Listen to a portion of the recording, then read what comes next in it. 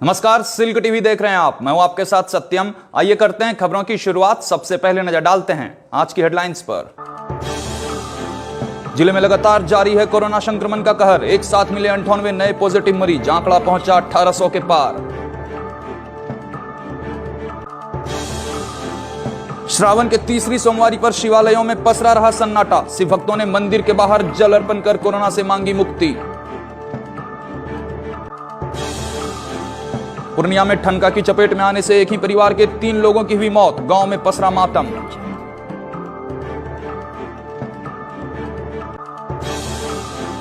बांका में 2 पक्षों के बीच हुई हिंसक झड़प, एक की मौत, कई घायल।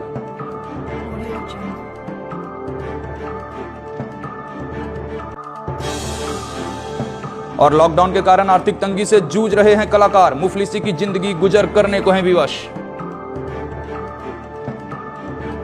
अब समाचार विस्तार से।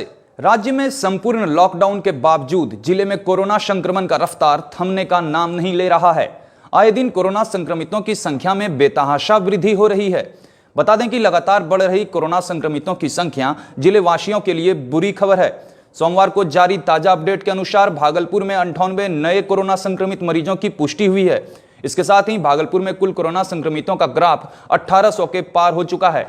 वहीं पड़ोसी जिला बांका एवं मुंगेर से 14 जबकि पूर्णिया से 38 संक्रमित मरीज मिले हैं। इसके साथ ही पटना की बात करें तो राजधानी में प्रतिदिन कोरोना संक्रमितों का विस्फोट होता नजर आ रहा है। सोमवार को आई ताजा रिपोर्ट के अनुसार पटना में 197 नए संक्रमित मरीज मिले हैं। साथ ही संपूर्ण बिहार की बात करें तो सोमवार को 1066 कोरोना संक्रमित मरीज पाए गए, जिसके बाद बिहार में कोरोना संक्रमित मरीजों की संख्या 26,000 के पार जा चुकी है।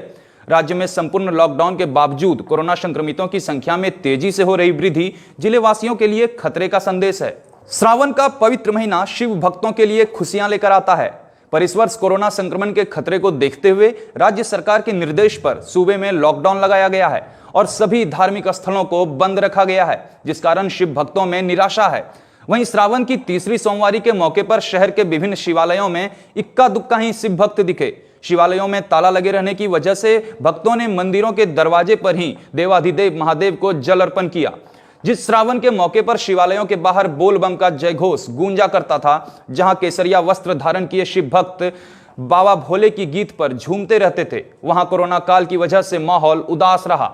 शिवालय की गलियों में सन्नाटा पसरा रहा। शहर में बूढ़ानाथ मंदिर, शिव शक्ति मंदिर, बाबा मनस्कामना नाथ मंदिर सहित अन्य शिवालयों पर गिने चुने श्रद्धालुओं ने बाबा भोले के दरबार में अपनी हाजिरी दी और महादेव की पूजा अर्चना कर कोरोना महामारी से छुटकारा दिलाने की विनती की। बिहार में मूसलाधार बारिश के साथ ठनका की चपेट में आने से 17 लोगों की मौत हो गई। वहीं पूर्णिया में एक ही परिवार के 3 लोगों की मौत वज्रपात से हो गई। जानकारी के अनुसार रविवार को पूर्णिया धमदाहा थाना क्षेत्र के विशनपुर पंचायत सिंघाड़ा पट्टी गांव में घर के समीप खलिहन में काम करने के दौरान एक ही परिवार के 3 लोग आसमानी बिजली के शिकार हो गए, जिसमें पिता सहित पुत्र और पुत्री की मौके पर ही मौत हो गई। मृतकों की पहचान 55 वर्षीय कैलाश मंडल, 18 वर्षीय पुत्र दिलखुश मंडल और 19 वर्षीय पुत्री निशा कुमारी के रूप में हुई है। वहीं घटना की सूचना मिलते ही धमदाहा पुलिस और अंचलाधिकारी मौके पर पहुंचे और शव को कब्जे में लेकर पोस्टमार्टम के लिए भेज दिया। सीओ ने मृतक के परिजनों को आपदा के तहत सहायता राशि उपलब्ध कराने की बात कही है। बांका अमरपुर थाना क्षेत्र के गंगापुर गांव में 2 पक्षों के बीच हुई हिंसक झड़प में एक वृद्ध व्यक्ति की पीट कर हत्या कर दी गई, जबकि मृतक के पुत्र भी गंभीर रूप से जख्मी हो गए हैं। वहीं दूसरे पक्ष का भी एक व्यक्ति घायल है। मृतक रविंद्र मंडल के पौत्र अविनाश ने बताया कि राजू मंडल, कुर्चा मंडल समेत अन्य लोग रात में चलने वाले ट्रक से लूटपाट करते थे और उनके दरवाजे पर ही बैठकर लूटी गई राशि का बंटवारा करते थे, जिसका विरोध करना उसके दादा को महंगा पड़ गया। रविवार की रात राजू मंडल अपने सहयोगियों के साथ उसके घर पहुंचा और शराब पीने के लिए उसके दादा से रुपए मांगने लगा। जब दादा ने रुपए देने से इनकार कर दिया, तब उन लोगों ने उन्हें बुरी तरह पीटा, जिससे वह गंभीर रूप से जख्मी हो गए। दादा को बचाने आए अविनाश के पिता विजय मंडल एवं चाचा अजय मंडल भी जख्मी हो गए, जबकि दूसरे पक्ष के राजू मंडल भी घायल हुए हैं। सभी घायलों को इलाज के लिए रेफरल अस्पताल लाया गया है, जहां डॉक्टरों ने रविंद्र मंडल को मृत घोषित कर दिया। घटना की सूचना मिलते ही अमरपुर पुलिस मौके पर पहुंची और घायल राजू मंडल को गिरफ्तार कर लिया। साथ ही पुलिस ने शव को पोस्टमार्टम के लिए भी भेज दिया है। सबको मार दिया, पीठ में गोली से डाल के रखा, सबने फुला के मार दिया। कौन बाबू? कौन मारा? इसका भाई आए बाप। क्यों मारा? कोई जमीन विवाद था? उसका 10-15 को रिश्तेदार भी आए तो उसने भी मिल के मार दिया। किसको मारा? मेरे दादा को, मेरे पूरे परिवार को भी। देश में कोरोना महामारी से बचाव के लिए लगाए गए लॉकडाउन से न केवल फिल्मी कलाकार और रंगकर्मी बुरी तरह प्रभावित हुए हैं, बल्कि संगीत से जुड़े लोगों की भी हालत बहुत खस्ता हो गई है। छोटे कलाकारों का जीना मुहाल हो गया है और उनके परिवार के समक्ष खाने के लाले पड़ गए हैं। वहीं भागलपुर परबत्ती के नौवा टोली में रहने वाला मशहूर शहनाई वादक का परिवार भी भूखमरी के कगार पर आ खड़ा हुआ है। लॉकडाउन के कारण शहनाई वादक उस्ताद इल्लाह खान के परिवार के सामने विकराल स्थिति उत्पन्न हो गई है और यह परिवार पिछले 2 दिनों से दाने दाने को तरस रहा है। वहीं सरकारी सहायता या राहत की बात करें तो इस परिवार के पास एक राशन कार्ड भी नहीं है। अब आप खुद ही समझ सकते हैं कि लॉकडाउन में 12 सदस्यीय परिवार को क्या परेशानियां होती होगी। राष्ट्रपति, बिहार सरकार और देश के कोने कोने से कई पुरस्कार पाने वाले मशहूर उस्ताद इल्लाह खान की पत्नी नजमा खातून ने बताया कि वह अपने 6 बच्चों के साथ मुफलिसी की जिंदगी गुजार रही है, लेकिन आज तक उनके परिवार की किसी ने सुध तक नहीं ली। वहीं उस्ताद इल्लाह खान के छोटे भाई नजाकत अली ने बताया कि 7 मई 2018 को शहनाई के शहंशाह दुनिया से रुखसत हो गए, जिसके बाद उनका परिवार आर्थिक तंगी और बदहाली से जूझ रहा है। वहीं परिवार के सभी सदस्य शहनाई वादक उस्ताद इल्लाह खान के पुरस्कार, प्रशस्ति पत्र और शहनाई से जुड़ी यादों को संजोए हुए हैं। हम आपको बता दें कि दुर्गा पूजा के अवसर पर भागलपुर के बाबा बूढ़ानाथ मंदिर में पिछले 30 वर्षों से उस्ताद इल्लाह खान की शहनाई गूंजती थी। हो रही है कि जब तक मेरे शौहर थे तो बहुत अच्छा चल रहा था। शौहर के न रहने के बाद अब कोई मतलब की ख्याल बात नहीं है। 2 बेटी है मेरी, पढ़ाई लिखाई छूट गई है, खाने पीने में दिक्कत आ गया है, छोटे छोटे बच्चे हैं मेरे, हम कहाँ जाएंगे बताइए।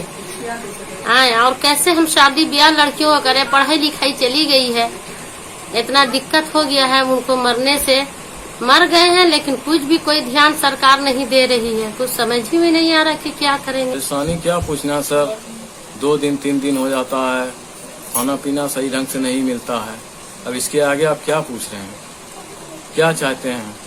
सरकार कोई ध्यान नहीं दे हम लोगों को, ऐसे ही मरे हैं हम लोग। 2 बेटी हैं और ये गार्जियन के रूप में हम उनके चचा हैं, बस हम ही चला रहे हैं, किस तरह चल रहे हैं। सरकार को चाहिए कि हम लोगों की कुछ सहायता करे, कुछ मदद करे। और अब वक्त हो चला है छोटे से ब्रेक का, मिलते हैं ब्रेक के बाद।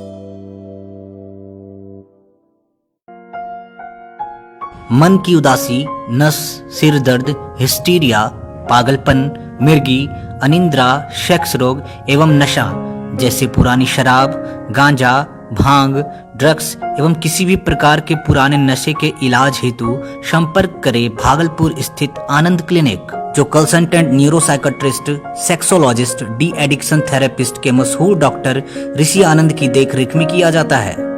अत्याधुनिक सुविधाओं से लैस इस अस्पताल में EEG, ECT एवं MBT के साथ साथ मरीजों के भर्ती हेतु 24 घंटे AC, नॉन AC, जनरल एवं स्पेशल वार्ड की सुविधाएं उपलब्ध है। आनंद क्लिनिक लाजपत पार्क, घंटाघर के उत्तर, मोक्षदा स्कूल के समीप, मशाक चक, भागलपुर, बिहार।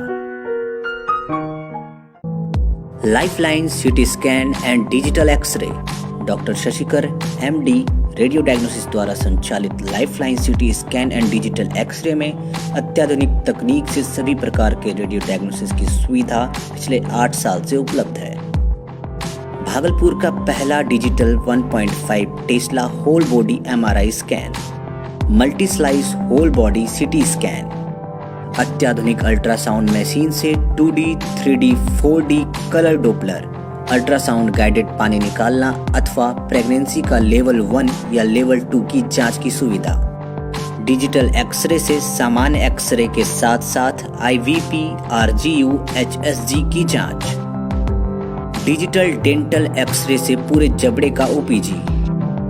अत्याधुनिक पैथोलॉजी की व्यवस्था, खून, पेशाब आदि जांच के लिए बाहर जाने की जरूरत नहीं। हवादार प्रतीक्षालय एवं शुद्ध पेयजल की व्यवस्था। कोरोना संक्रमण के प्रति सचेत व सुरक्षित व्यवस्था। Lifeline city scan and digital x ray का रिपोर्ट सभी बड़े अस्पतालों व डॉक्टरों द्वारा मान्य है। Lifeline city scan and digital x ray.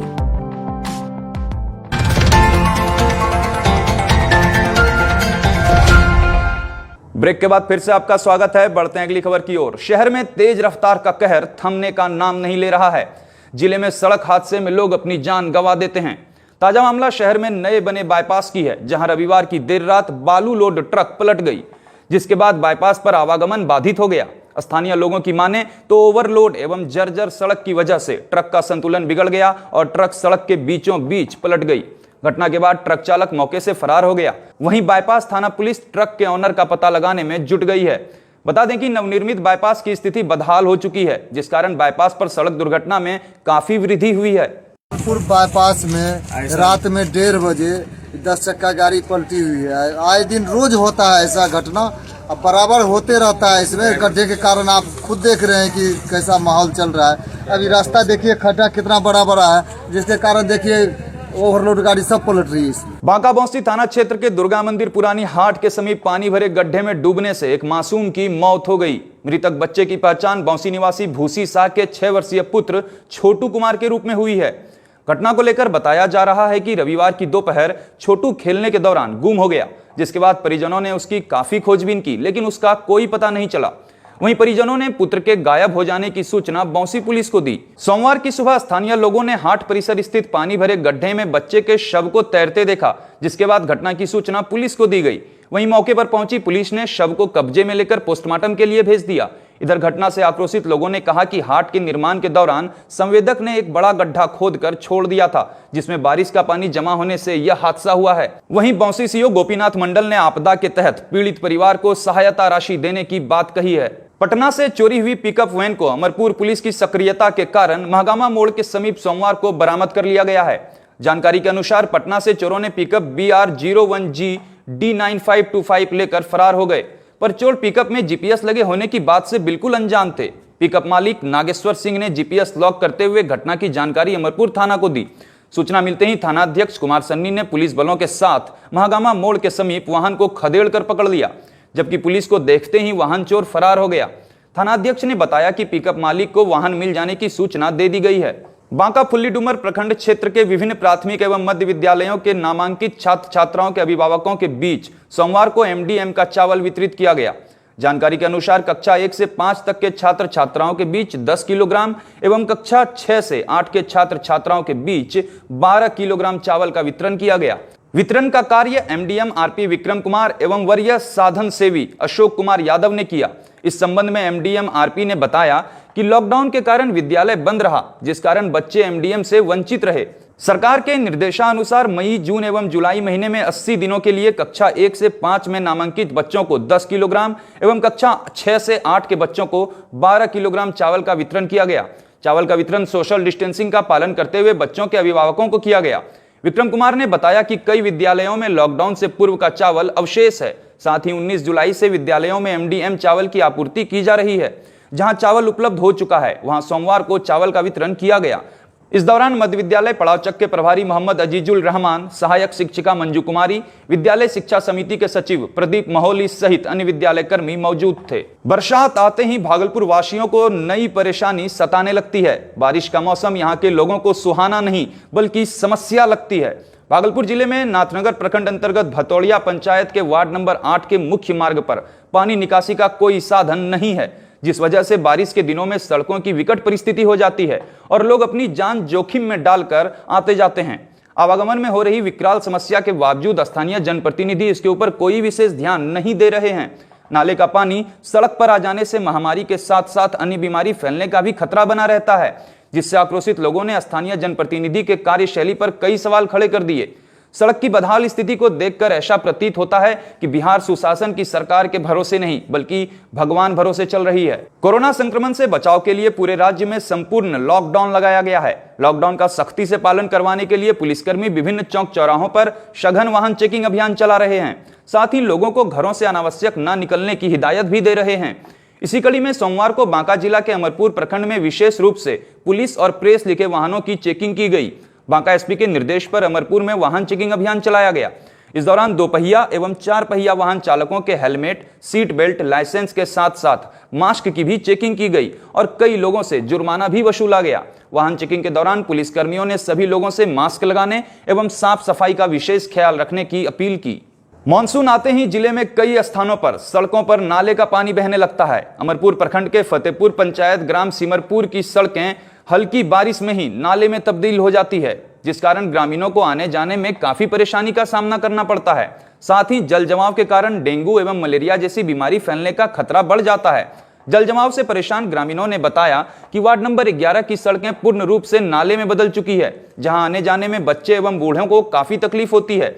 साथ ही कई बार लोग दुर्घटना का शिकार भी हो जाते हैं, जबकि कई बार मामले की शिकायत करने के बाद भी वार्ड सदस्य के द्वारा किसी भी प्रकार का निराकरण नहीं किया जा रहा है। आक्रोशित ग्रामीणों ने वार्ड सदस्य वीरू तांती के कार्यशैली पर सवाल खड़ा करते हुए पार्षद पर मनमानी करने का आरोप लगाया एवं ग्रामीण मिथिलेश कुमार, युगल किशोर, नीलेश कुमार कुशवाहा, विपिन तांती, कुंदन तांती, प्रमोद मंडल सहित सभी ग्रामीणों ने जल्द से जल्द समस्या का समाधान करने की अपील पार्षद से की। क्या है कि नाली नूली यहाँ है ना है, वार्ड जैसे मर्जी करता है, काम करने देता है। वो बोलता है कि जो करेंगे हम ही करेंगे, हम डिप्टी सीएम बन गए, हम डायरेक्टर बन गए, हम कलेक्टर बन गए। वो वार्ड तो अपने आप सोचता है कि यही है, हम जो है हम ही है। पानी जल जमा पूरा गांव में है। जिस तरफ जाइए यहाँ पे 150 घर तांती का आबादी है और जिधर जाइएगा आपको उधर ही पानी पानी मिलेगा।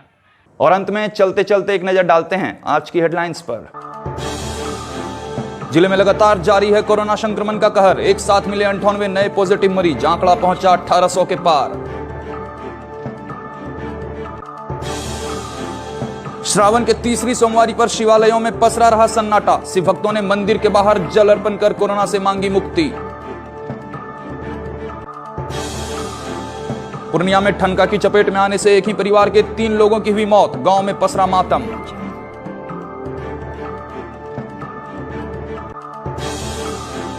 बांका में 2 पक्षों के बीच हुई हिंसक झड़प, एक की मौत, कई घायल।